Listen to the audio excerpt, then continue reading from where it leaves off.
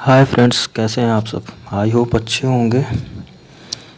ये TGT PGT के लिए हम स्पेशल मैराथन क्लासेस चला रहे हैं, जिसमें हम सोशल स्टडीज़ का, पॉलिटिकल साइंस और ज्योग्राफी का सेक्शन कवर करेंगे। ठीक है। और ये क्वेश्चंस प्रीवियस ईयर में आए हुए सारे क्वेश्चंस का कंपाइलेशन है, जिसमें हमने घटना चक्र, यूथ पब्लिकेशन और बहुत सारी किताबों का रेफरेंस लिया है। तो मैं इसमें आपको बहुत डिटेल्ड में नहीं जाऊंगा, बट हाँ, जितने भी आए हुए क्वेश्चंस हैं उन सबको कवर किया गया है। और निश्चित रूप से इसमें कम से कम 60 to 70% question as it is पूछे जाते रहे हैं और आगे भी पूछे जाएंगे, क्योंकि थिंकर और थॉट का सेक्शन ऐसा होता है कि उसमें कुछ भी नया क्वेश्चन बनने की संभावनाएं बहुत कम होती हैं। तो क्योंकि ज़्यादातर कोटेशंस होते हैं, एज इट इज़ उनके स्टेटमेंट्स होते हैं, तो वो ऐसे ही पूछे जाते हैं। तो हम कोशिश करेंगे कि उनको एज इट इज़ तैयार करें। अभी लगभग 2 महीने हमारे पास हैं। सितंबर लास्ट तक अवेटेड है एग्ज़ाम। हो सकता है कि आगे भी जा सकता है, लेकिन सितंबर से पहले तो नहीं होगा। तो लगभग हमारे पास 2 महीने प्रॉपर हैं, जिसमें हम ज्योग्राफी और पॉलिटी को पूरा कवर करेंगे, चैप्टर बाय चैप्टर। तो अभी हम पॉलिटी से स्टार्ट करते हैं। तो चलिए स्टार्ट करते हैं। पहला क्वेश्चन है, नागरिकता की अवधारणा में किसने गुलामों को बाहर रखा। तो अरस्तु ने गुलामों को बाहर रखा था। अरस्तु का ये मानना था कि अरस्तु ने इन्हें राज्य का नागरिक ही नहीं मानता था। अरस्तु अपनी नागरिकता संबंधी जितनी भी अवधारणाएं दी हैं, उसमें उन्होंने गुलामों को बाहर ही रखा है। अगला क्वेश्चन है, किसने सामाजिक संस्थाओं में सबसे शक्तिशाली माना जाता है। तो राज्य को सबसे शक्तिशाली माना जाता है नागरिक सामाजिक संस्थाओं में, जैसे राष्ट्र, समाज, न्यायतंत्र, ऐसी जितनी भी संस्थाएं हैं, इनमें राज्य सबसे शक्तिशाली माना गया है। हाँ, लेकिन इन सभी संस्थाओं में राजा के नियमों पर आधारित होती हैं, जिसमें राज्य की सदस्यता अनिवार्य होती है और वो उस पर बाध्यकारी भी होती हैं। ठीक है। अगला क्वेश्चन है कि राजनीति विज्ञान सामाजिक विज्ञान का वह अंग है जो राज्य के आधारभूत तत्वों तथा शासन के सिद्धांतों का विवेचन करता है। यह परिभाषा दी है पॉल जेनेट ने। फ्रांसीसी लेखक थे पॉल जेनेट दरअसल। और ये राजनीति विज्ञान सामाजिक विज्ञान का अंग मानते हैं राजनीतिक विज्ञान को, जो आधारभूत तत्वों तथा शासन के सिद्धांतों का विवेचन करती है या डिस्क्राइब करती है उनको। तो ये स्टेटमेंट है पॉल जेनेट का। अब देखिए, स्टेटमेंट में हम कुछ कर नहीं सकते, तो हमें एज इट इज़ इसको याद करना पड़ेगा, मेमोराइज ही करना पड़ेगा, क्योंकि ये क्वेश्चंस ऐसे ही आते हैं और आते रहेंगे। अगला क्वेश्चन है, निम्नलिखित को ग्रीक नगर राज्यों के नागरिक माना जाता है। तो स्वतंत्र व्यक्तियों के स्वामी को ग्रीक नगर राज्य का स्वामी माना जाता है। अगला क्वेश्चन है, यूनानी नगर राज्य का आधुनिक नाम है। तो राज्य, तो प्राचीन काल में यूनानी विचारक जितने भी थे, उन्होंने राज्य के लिए नगर राज्य शब्द का प्रयोग किया। ये यूनानी भाषा से पॉलिस से लिया गया है दरअसल, पोलिस। ठीक है। आधुनिक संदर्भ अगर देखा जाए आज के टाइम में भी, तो मैकियावेली ने अपनी पुस्तक द स्टेट में, जो 16th सेंचुरी में लिखी गई थी, एग्जैक्ट अगर डेट की बात करें तो लगभग 1513 में, इन्होंने भी यही माना था कि यूनानी नगर राज्य का आधुनिक नाम राज्य है। ठीक है। अगला क्वेश्चन है, नगर राज्य का संबंध है। तो ये बता चुके हैं कि ये ग्रीस यानी प्राचीन यूनान सभ्यता से रिलेटेड है। तो नगर राज्य का संबंध प्राचीन यूनान से है। अगला क्वेश्चन है, शहर राज्य या सामान्यता किससे संबंधित है। प्राचीन ग्रीस से। वही क्वेश्चंस बार बार रिपीट किए जा रहे हैं, सिर्फ अलग अलग फॉर्म में। ठीक है। पॉलिस का मतलब क्या है। तो शहर राज्य है। पॉलिटिक्स शब्द की उत्पत्ति पॉलिस से हुई है, जो एक यूनानी शब्द है। इससे आप समझ पा रहे होंगे कि कितना रिपीटेशंस है इनके क्वेश्चंस में। राजनीति विज्ञान के विषय क्षेत्र कौन कौन से हैं। तो राजनीति विज्ञान के विषय क्षेत्र कौन कौन से हैं, तो इसमें आएंगे तो राज्य होता है, मूल्य है, सरकार है, निर्णय निर्माण है, राजनीतिक दल है, शक्ति है और संघर्ष है। आधुनिक सिद्धांत के अनुसार राजनीति विज्ञान संस्थाओं का राजनीतिक अध्ययन का यही विषय क्षेत्र है। राज्य होता है, मूल्य होते हैं, सरकार होती है, निर्णय निर्माण होता है, दल होते हैं, शक्ति और संघर्ष। ठीक है, अगले क्वेश्चन पे बढ़ते हैं। राजनीति विज्ञान की आधुनिक उपागम के अध्ययन का क्षेत्र क्या है? तो लोक जीवन है। ठीक है, लोक जीवन। अगला क्वेश्चन है, राजनीति विज्ञान इसकी एक शाखा है। तो राजनीति विज्ञान समाज विज्ञान की एक शाखा है। ठीक है, राजनीति विज्ञान समाज विज्ञान की एक शाखा है। स्टेटमेंट है, राजनीतिक विकास लोकतंत्र का निर्माण करता है। दो स्टेटमेंट उन्होंने पेपर में पूछे हुए थे, तो दूसरा स्टेटमेंट गलत था तो उसको इंक्लूड नहीं किया है। तो ये स्टेटमेंट ये है कि राजनीतिक विकास लोकतंत्र का निर्माण करता है, ये बिल्कुल फैक्ट है। अगला क्वेश्चन है, वो भी कथन और कारण से ही था। उसमें 4 स्टेटमेंट दिए गए थे, उनमें बताना था इनमें से कौन सा सही नहीं है। तो पहला स्टेटमेंट है, राजनीति विज्ञान राजनीति का व्यवस्थात्मक अध्ययन है, सही है। यह सैद्धांतिक और शोधपरक है, ये भी सही है। तीसरा है, इसे यदि अच्छा राजनीति विज्ञान होना है तो इसे दर्शनात्मक और वैज्ञानिक होना है। ये तीनों स्टेटमेंट बिल्कुल सही हैं। कौन सा राजनीति शास्त्री राजनीति विकास की अवधारणा से संबंधित है? तो इल्चमैन है। कौन सा राजनीति शास्त्री राजनीतिक विकास की अवधारणा से संबंधित है? तो इल्चमैन है। ठीक है, इसमें हम और अगर ऐड करते हैं तो जैसे इल्चमैन ने दे दिया कि राजनीति विकास की अवधारणा, रूडोल्फ का संबंध प्रशासनिक चिंतन से है, और लासवेल जो मानते थे वो राजनीतिक शक्ति की संकल्पना से संबंधित थे। ठीक है, तो इल्चमैन का राजनीतिक विकास की अवधारणा हो गई, रूडोल्फ का मतलब हो गया संबंध जो था वो प्रशासनिक चिंतन से था, लासवेल का क्या था? राजनीतिक शक्ति की संकल्पना से था। तो ऐसे ही बहुत सारे थिंकर्स ने अलग अलग अपनी अवधारणाएं दी हैं। अगला क्वेश्चन है, एडवर्ड सील्स के अनुसार राजनीतिक विकास को मापा जाना चाहिए। तो किसी भी राजनीतिक विकास की अवधारणा को मापा जाना चाहिए किससे? देश की राजनीतिक संस्थाओं से, कि वहाँ की उस देश की राजनीतिक संस्थाएं कितनी शक्तिशाली हैं।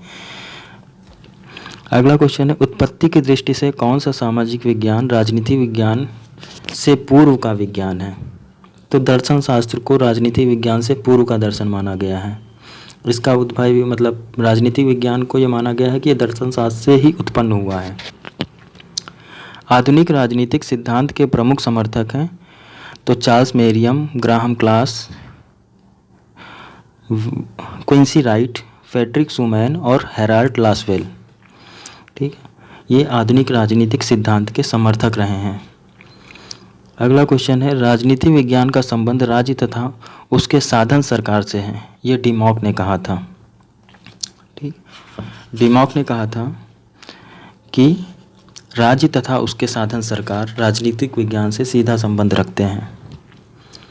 अगला क्वेश्चन है, राजनीति शास्त्र का राज्य से प्रारंभ और राज्य के साथ ही अंत होता है।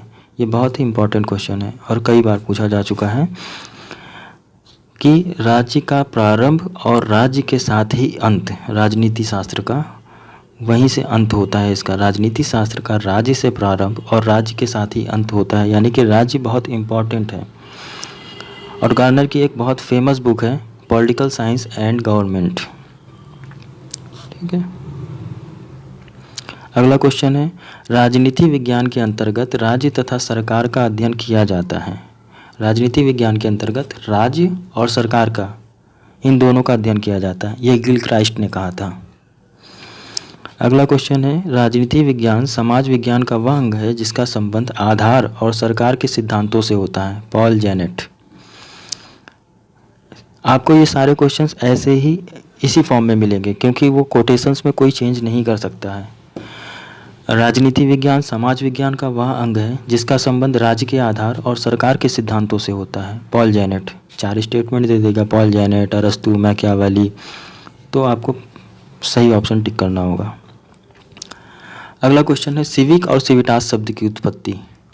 तो ये लैटिन भाषा से हुई है। सिविक और सिविटास शब्द की उत्पत्ति लैटिन भाषा से हुई है, जिसमें सिविक का मतलब होता है नागरिक और सिविटास का मतलब होता है नगर राज्य।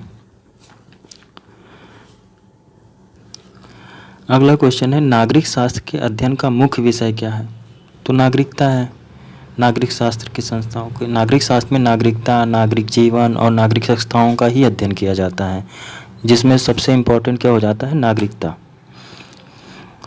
अगला क्वेश्चन है, राजनीति विज्ञान हमें बतलाता है कि पिछले समय में राज्य का क्या क्या रूप रहा है, इस समय में उसका जो है क्या स्वरूप था और इस आदर्श स्वरूप क्या होना चाहिए, ये गैटल ने कहा था। गैटल दरअसल जो है राजनीति शास्त्र के जो है भूत, वर्तमान और भविष्य, इन तीनों राजनीतिक संगठन को जो है एक साथ देखते हैं और राजनीतिक कार्यों, संस्थाओं और उनके सिद्धांतों का अध्ययन करते हैं, गैटल। ठीक है, तो ये भी एक इम्पोर्टेंट क्वेश्चन है, इसको ध्यान रखिएगा कि राजनीति विज्ञान हमें बतलाता है कि पिछले समय में राज्य का क्या क्या रूप रहा है। ये भूत की बात हो गई। इस समय में उसका क्या स्वरूप है, ये प्रेजेंट हो गया। और आदर्श रूप क्या होना चाहिए, इन सब के बारे में गैटल ने कहा है। ठीक है, अगला क्वेश्चन है, राजनीति का संबंध समाज के मूल्यों के आधिकारिक आवंटन से है। ये डेविड ईस्टन ने कहा है। डेविड ईस्टन ने कहा है कि राजनीति का संबंध समाज के मूल्यों के आधिकारिक आवंटन से है। इसका मतलब क्या हुआ कि डेविड ईस्टन जो है वो राजनीतिक विज्ञान को अप्लाइड साइंस के रूप में देने की मांग करते हैं कि उसको अप्लाइड फॉर्म में होना चाहिए। और इसके साथ ही उन्होंने इसको साइंटिफिक रूप से भी वैज्ञानिक अनुसंधान को समकालीन समाज की जितनी भी प्रॉब्लम्स हैं उस पर फोकस करने के लिए बोला है। ठीक है, तो राजनीति का संबंध समाज के मूल्यों के आधिकारिक आवंटन से है, यह डेविड ईस्टन का मानना है। अगले क्वेश्चन पे आते हैं, राजनीति शास्त्र के पिता किसे माना जाता है, अरस्तु। बहुत कॉमन क्वेश्चन है पर बार बार पूछता है तो याद रखिए। अगला क्वेश्चन है, अरस्तु पॉलिटी को वरीयता देते हैं। अरस्तु जो है पॉलिटी को वरीयता देते हैं और अरस्तु को ही पहले राजनीतिक विशेषज्ञ माना जाता है। इनको पहला राजनीतिक वैज्ञानिक माना जाता है। इनको राजनीति विज्ञान के स्वतंत्र विज्ञान की संज्ञा दी अरस्तु ने। ठीक है, अगला क्वेश्चन है, किसने कहा कि निश्चित भूभाग राज्य का आवश्यक तत्व नहीं है, तो सिलेने ने माना था। किसने कहा था कि निश्चित भूभाग राज्य का आवश्यक तत्व नहीं है, तो सीले कहते हैं। तो सीले ने तो ये मान लिया कि राज्य आवश्यक तत्व नहीं है, राज्य का आवश्यक तत्व भूभाग नहीं है। लेकिन जो वर्तमान समय में राज्य की अनिवार्य तत्व माने गए हैं उसमें जनसंख्या भी है, एक निश्चित एरिया भी होना चाहिए, सरकार भी होनी चाहिए और उसमें संप्रभुता भी होनी चाहिए। अगला क्वेश्चन है, व्यक्ति का समस्त महत्व, उसकी संपूर्ण आध्यात्मिक यथार्थता, जो कुछ उससे उपलब्ध है। व्यक्ति का समस्त महत्व और उसकी संपूर्ण आध्यात्मिक यथार्थता जो कुछ उसे उपलब्ध है इसलिए है कि वह राज्य का सदस्य है। यह कथन हीगल का है। अगले क्वेश्चन पे आते हैं, राज्य पृथ्वी पर ईश्वर की गति है या ईश्वर का पदक्षेप है या पदक्रमण है या अवतरण है, ये सब हीगल ने माना है। तो राज्य पृथ्वी पर ईश्वर के द्वारा चलाई जा रही है, राज्य ईश्वर के हिसाब से सारी चीज़ें निर्धारित की जा रही हैं, ऐसा हीगल का मानना था। अगले क्वेश्चन पे आते हैं कि किस विद्वान ने समाज को ईंट का और राज्य को सीमेंट कहा है, तो आशीर्वादम ने। राज्य को समाज को ईंट और राज्य को सीमेंट कहा है, दोनों मिल के रहेंगे तो एक अच्छे राज्य का निर्माण होगा, यह आशीर्वादम ने कहा है। अगला क्वेश्चन है, मानवीय संबंधों में के उस किसी भी स्थायी रूप को राजनीतिक व्यवस्था कहेंगे जिसमें महत्वपूर्ण अंगों की शक्ति, शासन और सत्ता निहित हो या अंतर्ग्रस्त हो। यह परिभाषा रॉबर्ट डहल ने दी थी। रॉबर्ट डहल ने यह कहा था कि मानवीय संबंध जो हैं वो किसी भी रूप में राजनीतिक व्यवस्था तभी माने जाएंगे जिसमें शक्ति, शासन और सत्ता, ये सारी चीज़ें इंक्लूड हों। अगला क्वेश्चन है, सत्ता औचित्यपूर्ण शक्ति है। सीधी सी बात है, उसमें 4 ऑप्शन थे, सत्ता, राज्य, ठीक है, 4 ऑप्शन अगर दे दिए तो उसमें सत्ता जो है वो औचित्यपूर्ण शक्ति है, सबसे शक्तिशाली सत्ता है। अगला क्वेश्चन है, व्यक्ति प्राकृतिक रूप से स्वार्थी, दुष्चरित्र और अवसरवादी होता है, ये मैकियावेली ने कहा है। ठीक है, व्यक्ति प्राकृतिक रूप से स्वार्थी, दुष्चरित्र और अवसरवादी है मैकियावेली के अनुसार। अगला क्वेश्चन है, मैकियावेली अरस्तु के विचार से प्रभावित थे, तो किन आधारों पर वो अरस्तु से प्रभावित थे, तो नैतिकता पर, उन्होंने जिस तरीके से राजनीति का पृथक्करण किया था, राज्य मनुष्य समुदाय का उच्च संगठन है और उनकी ऐतिहासिक विधियों पर, इन सभी आधारों पर मैकियावेली अरस्तू के विचार से प्रभावित थे। अगला क्वेश्चन है, राज्य की सर्वोच्चता का समर्थन मैकियावेली ने किया। सर्वप्रथम शक्ति की अवधारणा भी मैकियावेली ने दी और राज्य शब्द का पहली बार प्रयोग भी मैकियावेली ने किया।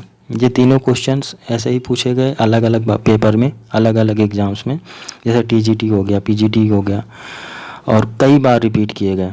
तो राज्य की सर्वोच्चता का समर्थन, शक्ति की अवधारणा और राज्य शब्द का पहली बार प्रयोग, ये सब मैकियावेली ने कहा था। अगला क्वेश्चन है, क्वेश्चन मतलब ये सारी बुक्स हैं जो मैकियावेली द्वारा लिखी गई हैं, पर वो किससे रिलेटेड हैं, किस टॉपिक पे वो लिखी है उन्होंने वो बुक्स।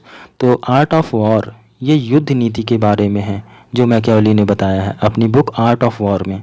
द डिस्कोर्सेस ऑन लीवी, ये राज्य की प्रकृति और स्वरूप कैसा होना चाहिए इसके बारे में बताया गया है। और द प्रिंस, जो बहुत इंपॉर्टेंट बुक है मैकियावेली की, इन्होंने इसमें शासन कला, राजतंत्र का निरूपण कैसा होना चाहिए इसके बारे में बताया है। अगला और लास्ट क्वेश्चन है कि जो है मैकियावेली के अनुसार राज्य एक कृत्रिम निर्माण है। राज्य एक कृत्रिम निर्माण है। अगला है, राज्य उच्च संघ है जिसमें जनता को राज्य के प्रति पूर्ण समर्थन कर देना चाहिए। राज्य उच्च संघ है जिसमें जनता को राज्य के प्रति पूर्ण समर्पण कर देना चाहिए, यानी वो राज्य को एक कृत्रिम निर्माण की संस्था मानते हैं। दूसरा क्या है कि राज्य एक उच्च संघ है जिसमें जनता को राज्य के प्रति पूर्ण समर्पण होना चाहिए। उसमें ये नहीं कि जो है वो अपने हिसाब से चल सकता है। राजा द्वारा जो नियम बनाए गए हैं, जो कानून है, उन राज्य को चलाने के लिए जो शक्तियों का प्रयोग किया जा रहा है, वो सारी निहित होनी चाहिए और जनता को उस पर पूरी तरीके से समर्पित होना चाहिए राज्य के लिए। तो चलिए आज का लेक्चर यहीं एंड करते हैं। आई होप आपको पसंद आया होगा, और इस क्लास को कंटिन्यू रखने के लिए आप मेरे चैनल को सब्सक्राइब कर सकते हैं। नोटिफिकेशंस के लिए बेल आइकॉन दबाएं। चलिए, धन्यवाद। अगर इसमें आप कुछ सुधार चाहते हैं तो आप मुझे कमेंट बॉक्स में लिख सकते हैं कि इसमें कुछ और डिटेल्ड में जाना है या वन लाइनर के फॉर्म में ही रखना है। जो भी आप चाहते हैं आप मुझे कमेंट बॉक्स में बता सकते हैं। धन्यवाद।